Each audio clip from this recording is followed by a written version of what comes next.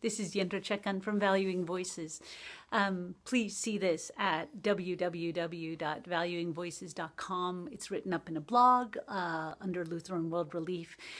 So I had the great pleasure to be in Niger in West Africa. And in Niger, I actually did the baseline as well as the final evaluation of a drought rehabilitation project where 500 women were targeted for sheep. They got a sheep, and then we used traditional systems where the project used traditional systems where the very, very poor woman would get the sheep. She would have offspring. She would pass on the parents to the next very, very poor woman who got the offspring, passed on the parents. And this was a Bill and Melinda Gates Foundation funded project run by Lutheran World Relief, who has extraordinarily good long-term programming around the world, but I know it best in West Africa. So the great thing about the project was that not only was it very well targeted, it was actually very well implemented. Communities felt they were using a local NGO, a local partner, and communities felt that there had been quite a lot of impact.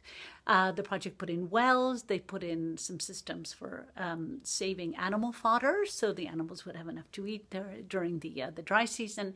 And they put in these sheep projects, and it was targeted to really the poorest of the poor in these 5 communities. So the reason I'm talking about this in terms of ex post is that it was an incredibly short project. It accomplished a huge amount in such a short time. It was only an 18-month project that got extended to 2 years because we went out about 6 months after the project had finished. So it's a mini ex post.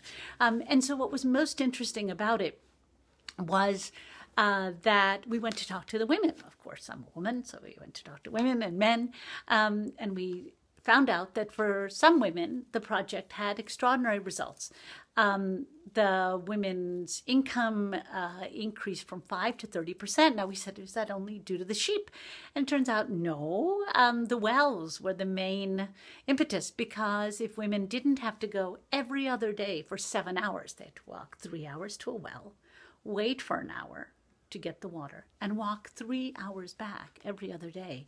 So suddenly they had wells in their communities.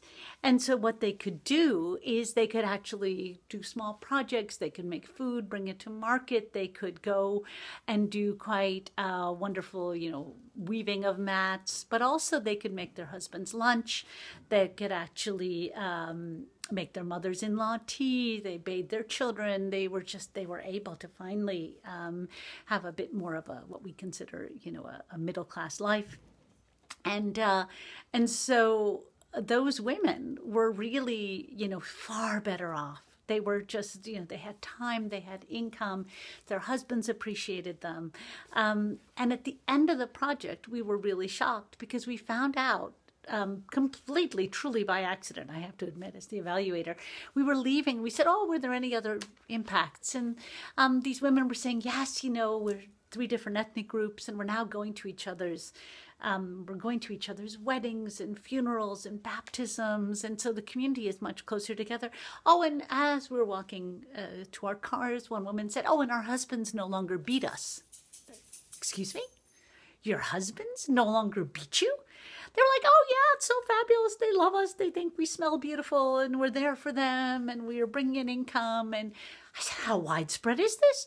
I said, oh, enormously widespread. It's like the best thing about the project. So is this an intended result of a drought rehabilitation and food security project? No. Should we look for unintended impacts like this? Absolutely.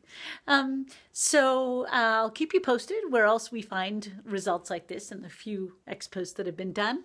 And thank you for joining me at Valuing Voices. We have so much to learn from our participants. Thank you very much. Bye-bye.